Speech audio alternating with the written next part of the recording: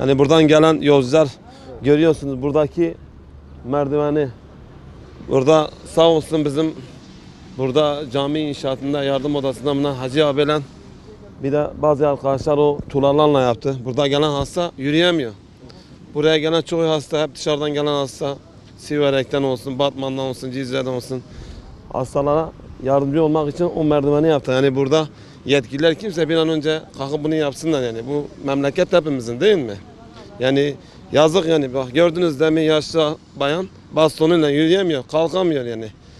İşte bir hizmet istiyoruz yani. Burada her kim sorumlu kimse yani ilgilensene çok iyi olur.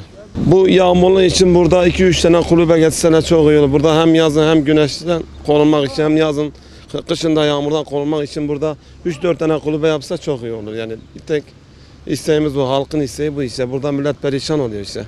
Millet ileride taş düşen bir sorun üstünden geçiyor. Sorular vardır tabii ki. Da bir sıkıntı millet çekiyor. Çözümü yapılması lazım. Hangi müteahhit almışsa, hangi şey almışsa yapması lazım. Ya millete yazıktır. Sıkıntı çoktu. Bak benim diz kapağım platin demir vardı, yüremiyorum. Burada bak öyle emekliye yukarı çıkıyorum. Yukarıda da o betonu çıkıyorum, tutuyorum, emekli aşağı iniyorum.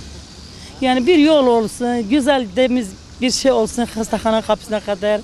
Belediye hastane kapıya gitmiyor, hastalar çoktur. Buradan yürüyen o gibi özel arabanız var, hadi gidip kapıda iniyoruz. Bizim arabamız yok, bir şey yok. Biz burada o sıkıntı çekeyim, hatta hastaneye gidiyorum, ben yani daha kötü duruma düşürüyorum. Bu hastanenin kuruluş tarihinden beri şu anda yetersiz hizmetler var. Hem içeriden hem dışarıdan.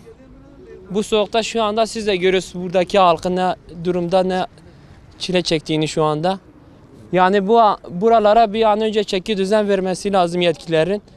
Bu yapılan merdiven de cami yardımıyla, kendi imkanlarıyla yapılmış bulunmaktadır. Şu anda o dizilen taşlar bile caminin duvarları için örüle taşlardır. Suyun bulunduğu yere hani halkın suya basmaması için kendi imkanlarıyla asfalt niyetiyle, kaldırım niyetiyle oraya dizmişler. Yani bunlara bir an önce bir el uzatmaları lazım. Yani yetkililerin. Yani isteğimiz odur yani.